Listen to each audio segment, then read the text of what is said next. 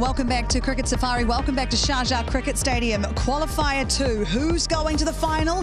We now know. It's the men in blue. My Emirates, for the second time in the history of the DP World ILT20, are going to the final. They take on the Desert Vipers. Could they be the first team in the league's history to win this tournament twice? Great contributions by the team with both bat and ball. That man there, Tom Banton, was superb. We're going to speak to him very soon on Cricket Safari. A team looking very confident as they stroll into Sunday's final against the Desert Vipers.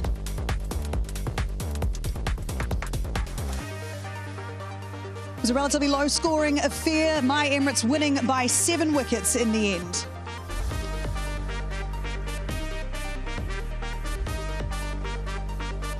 Darren Ganga, Andy Flower, and one of the men of the moment, Tom Banton, is alongside me with your 64. Congratulations, you brought your trophy over to show us. You must be very proud of that and very proud of this unit to make their way to the second final that you'll play. And how are you feeling?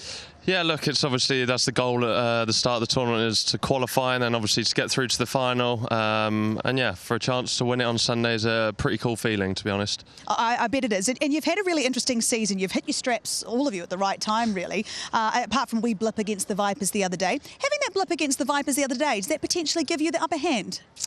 Potentially, yeah. Look, T20 cricket is such a funny game. It's a game of, I think, the smallest margins. And hopefully on Sunday, those margins are in favour of us. But yeah, look, we kind of had a good start and then it went a bit slow and then we've won 5 games in a row and then obviously we lost the other night. So yeah, to come here and get a win is obviously a great feeling. Absolutely, I'm sure it is. Andy, this is a young man you've watched bat a lot over the years. How would you rate his performance tonight? He will make sure he's not listening.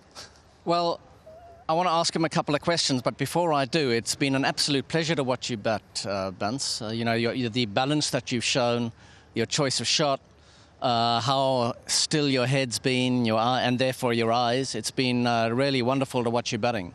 One of the questions I wanted to ask you was, at the start of your innings here, you had a couple of balls from Narayan, which you had a few little reverse sweeps at early. How do you prepare for your innings in your head, and talk us through how it went this evening?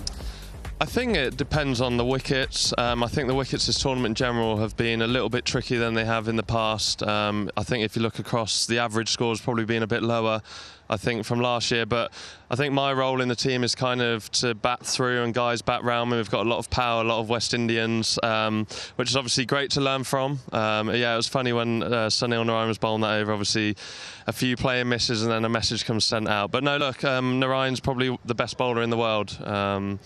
So, look, you've got to try and apply a bit of pressure to him. You can't just let him bowl. And Tom, tell me, like, when you first started playing T20 cricket, you were the dasher up front. And now you're given a role to bat through. How do you feel about a different role like that? Yeah, I think it's kind of been a role since being with MI Emirates, to be honest. I did it last year for them, back with Somerset and other teams I played for. I normally open. Trent Rockets when we were together in the summer in the last few years. But I think it's just adapting to the wicket. Like I said, the wicket tonight was a bit slow and lower as it is in Sharjah, and then as the dew came in, it made it a little bit easier. Darren, it's hard to believe that these two teams have never met at this venue over the course of this tournament. It's pretty wild, really, if you think about it. But it's hard to... You got Sunil Narayan bowling, sure, fantastic, but you don't have many runs to play with. It does make it slightly more challenging when you've got the likes of Tom Banton at the crease. Indeed, and I think Abu Dhabi Knight Riders will know that when you score 120 batting first, you really give less of a chance to your bowlers, so they were always going to be under the pump. So one of the things I wanted to ask Tom is, of course, tonight, a very competitive bowling lineup, and you spoke about adapting. How challenging was it for you to adapt across the 3 venues? Was that significantly challenging for you as a batter? I think coming into the tournament, you kind of have a rough idea of how each wicket's going to play. Abu Dhabi, for me, is normally the best wicket. And then Dubai is a very used wicket. We spoke before, it turns a lot. And it is a tricky wicket. And then here, there's obviously the low skid. And then when the dew comes in, it makes it a bit easier. But yeah, just for me, coming here is trying to play as straight as possible. Yeah, something we spoke about the other night in Abu Dhabi. So.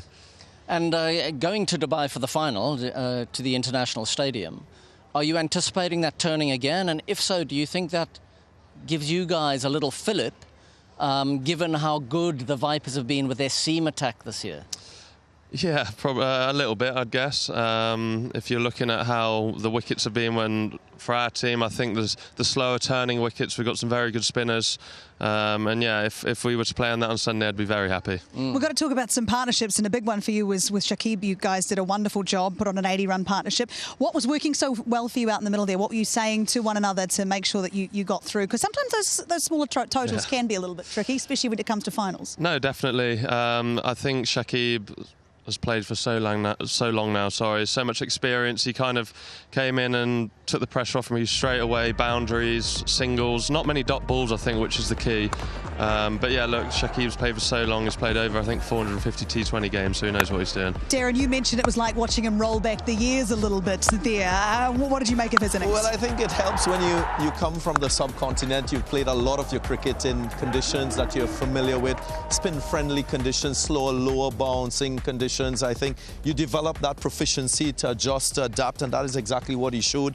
He is a situational type player too. When you look at his career, he's batted, from the top to the bottom, so he can handle pressure. And I think in T20 cricket, if you can handle pressure, keep your calm, and let that drive a thought process that will give you a probable or higher probability of succeeding, then you're on the right path. The next thing is just the execution. So it's great to see guys like Shakib still showing their quality and value in T20 cricket, because it just adds to the flavour and excitement in matches like this. Speaking of adding to the flavour and excitement, your captain, Kieran Pollard, has been, without doubt, the captain of the tournament. He has been superb. I keep talking about the noises he makes, but it's my favourite thing when you can hear the stump mic and he's under the helmet. There's all these sorts of things coming out of there. Like, he's right in it for a man that's played as much cricket as he has. He's been amazing to watch. What's he been like to work under? Yeah, it's funny because he was at Somerset, I don't know how long ago it was, and I was down there at school, and I used to go and watch him, and to now play with him is pretty special, to be honest. Standing behind the stumps, obviously a big guy, it's quite scary even for myself, and I'm on the same team as him, but just to learn from someone like him, he's kind of, as a keeper, he's come to me a little bit if I've got a few ideas, but I kind of say the odd thing and let him do what he wants to do. So to be honest, I mean, I've had a chance of playing alongside him, of course leading him. I'm curious to find out, how does that planning process happen behind the scenes for MIE Emirates? Is it coach-driven, captain-driven? Is it a collective effort? If you want to give us a little bit of insight into what occurs when you're taking on a particular opposition. Well, I think the coaches will have meetings on the day of the game, and then we have like a little leadership group where we talk about a few things, how we're gonna try and approach this game or this wicket. And yeah, look, Polly at the end of the day makes the final decision. He's been with Mumbai for a long time and is such a well-respected man in cricket and someone I think everyone looks up to. So yeah, it's awesome to play with him, and hopefully we can win a trophy for him and Mumbai on Sunday. Yeah, some of us have no choice but to look up to him. He is he's quite big. A presence, isn't he? Hey, yeah. Tom, congratulations. A great victory into the final again, a great performance by yourself. We'll let you go. We know you've got a bit of a bus ride ahead of you, so hopefully there'll be a few cups of tea on there and some good songs for you to sing. Make your way back, rest up well, and we'll see you at the final. Thank you very much. Cheers, guys. Well done, mate. Thank you very much. Thank you.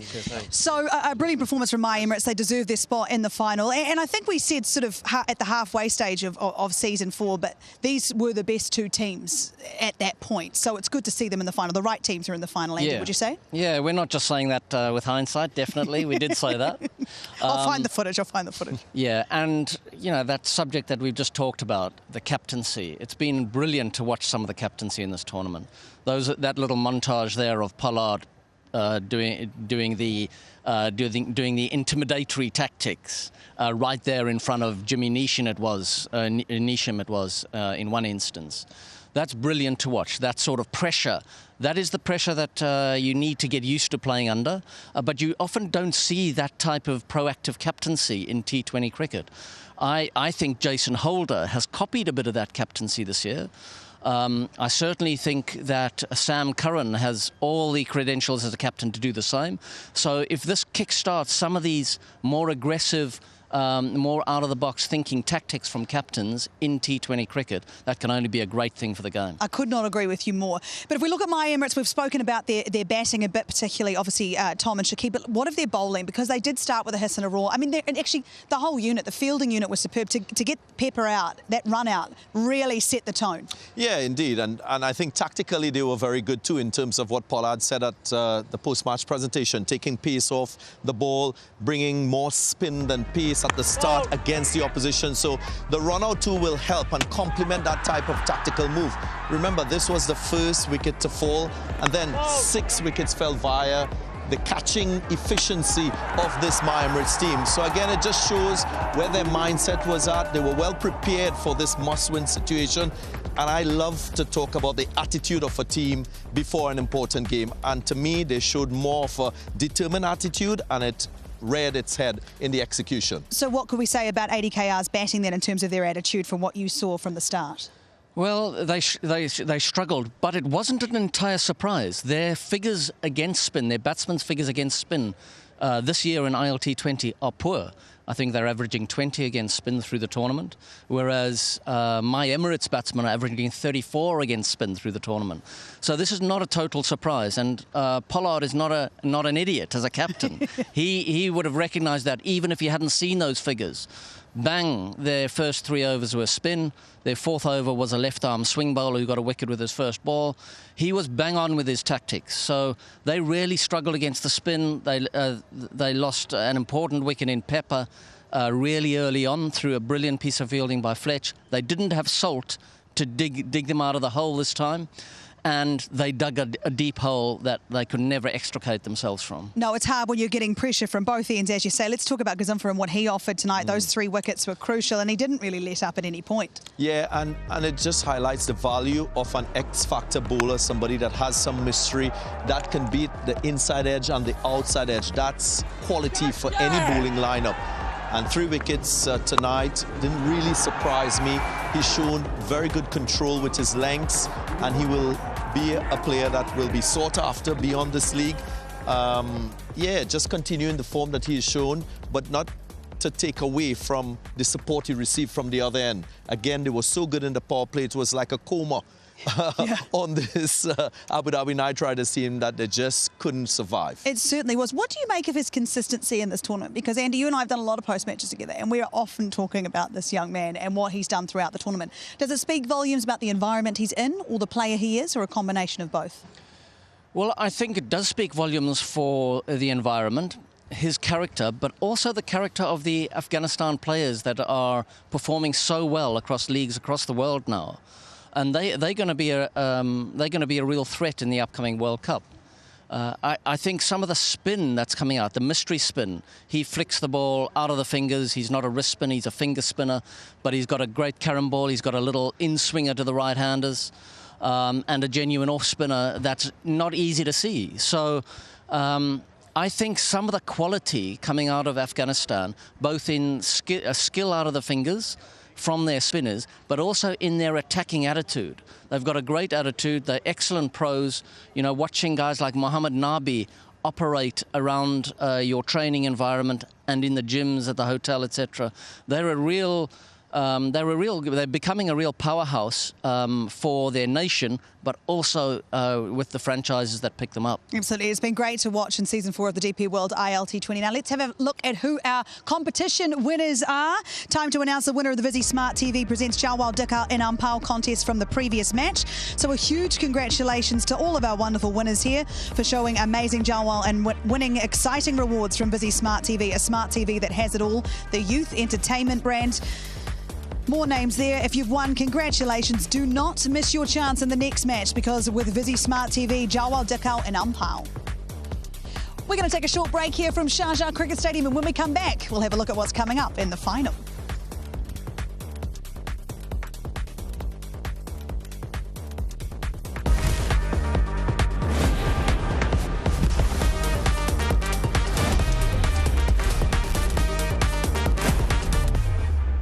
Welcome back to Cricket Safari. After 33 matches, we have our 2 finalists for Season 4 of the DP World ILT20. The Desert Vipers will now take on MIE Emirates.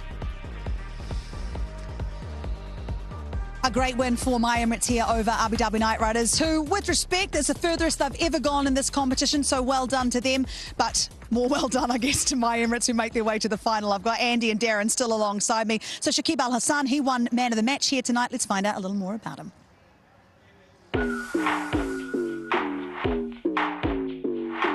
Do you still go to the gym multiple times a day? Once a day. I'm trying to get into the gym multiple times, at least twice a day, sometime, not every day. Hopefully I'll be able to do that. I think the hunger is still there, otherwise I wouldn't have, keep on playing cricket. I still love the game as much as I used to do when I was young, when I was 19. I still love this game so much. This game makes me happy. Every time I go into the field, makes my mind fresh. I feel like I'm alive. So that's the best thing that that can happen to me.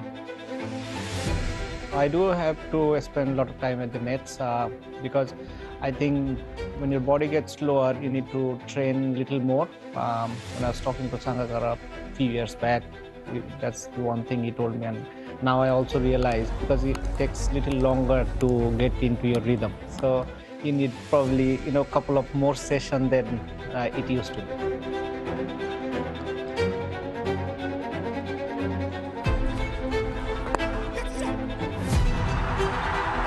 Shakib dives forward and does the job himself.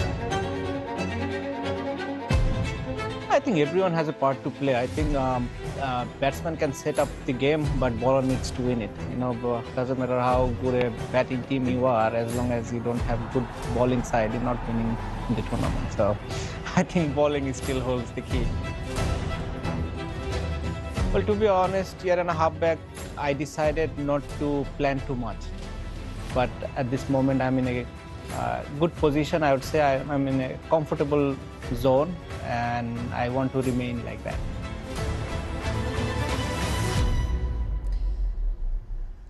Yes, at 38 years of age, it's good to see him out there and still taking care of business. A man of the match performance again tonight. Andy, when you do get of a certain age, and I'm just going to say he's older than me, but when you do get of a certain age and you're an athlete and you still want to go out and compete, and T20 gives you a chance, I suppose, to elongate your career as such, do you just have to work that little bit harder on your fitness on this thing? Because don't they say you've got to stay on the park, you've got to stay on the park, you've sort of got to keep the ball rolling? So as a coach, would you say that? I think working harder should be a given. I think a work ethic is a really nice foundation to have. I think working smarter is vitally important as you get older, because you can't push your body as hard as you did as a younger man. You'll start to creak and things will start to break. I know that feeling. So when he says he gets in the gym every day, that sort of consistency is exactly what he needs to elongate his career, to stay in good enough nick to play this game at a really high level. And he's still able to do that. He's been an absolute champion in all three formats, champion for his nation, and now he's contributing to the franchises that he plays for. So keeping himself in good physical condition, keeping himself mentally sharp. He looks like he's quite enjoying his cricket. Yeah. And today he was shoved up the order because of his prowess against spin. He's grown up playing on big turning wickets. So coming here where it's just turning a little, it'll be really simple for him. He might be a key with a bat in Dubai in a couple of nights' time when it might turn a little. Yeah, well, the 7,000 runs under your belt, I mean, you're a pretty good one to pop up the order if need be. 500 wickets as well. I mean, he is some player, as Andy was saying. But is that kind of attitude, that kind of want to be better and stay at the top of your game regardless of age, is that important to have in a dressing room when you've got young men coming through? How much can they learn from players like Shakib, Karen Pollard as well in your changing room? Well, I just spoke about My Emirates showing a better attitude in the warm-up at the start of this game, and that kind of set the tone for their success tonight. I just feel that with a guy like Shakib, a guy like Karen Pollard, we often talk about a team culture. What is team culture? Team culture is premised on the players that you have in that dressing room, the guys who are able to show the right attitude, not just for themselves and for the success of the team, but for the other younger players in that environment. So when you have a professional like Shakib, who is sort of bent on keeping himself physically fit, getting the best out of himself as an all-rounder, and his style as an all-rounder is also perfectly matched to the T20 game because he's a left-arm spinner. That's a real asset to have in T20 cricket. He's a left-handed batter who can play spin, and you often need that in a tournament, whether you're playing on good bouncy tracks. With the wear and tear of surfaces as a tournament progresses, you need a player like him to sort of control a certain stage of the innings with the bat. So he's ideally placed in terms of his all-round skill to play a leading role more to the back end of the innings. And he showed that tonight. His deft touches, that supple wrist that he has, he can, maneuver the ball. He doesn't have to power the ball like a Karen Pollard, but he can just show that ability to penetrate the field, to hit the ball in awkward areas and do the business for his side, which is something that he did tonight. Absolutely, and now that team has qualified to take on the Desert Vipers in Season 4 of the DP World ILT20. The final is coming up, and we're coming to you an hour before the game starts, so 5:30, with everything you need to know about this contest. It is going to be huge. Will my Emirates win it for the second time, or can the Vipers finally, after making the finals 3 times, can they finally lift that trophy? Now, this is a great competition. I'm very excited for this game because, like we've said, the 2 best teams in the competition. It feels early, but we've watched every single game, Andy Flower. Who is winning Season 4? Well, we were chatting to Tom Banton earlier, and I did mention the fact that the spinners that my Emirates have, Ghazanfar, Arab Gul, who's a good young wrist spinner from Afghanistan, Shakib himself, those are 3 excellent spinners. And I think on that pitch in Dubai Stadium, I think they're going to be absolute key. It'll be interesting to see that contrast with the seam and swing prowess that the Desert Vipers possess. So, do you want me to predict now? Go on, have a go. No, don't do that, Andy. Don't do it. Don't give your secret away. You're allowed. Don't do that. Well, all right, gang. Then I'll ask you, how are the Vipers feeling right now, knowing that they're taking on my Emirates? They're feeling happy because they've gotten the better of my Emirates 2 out of 3 times this season.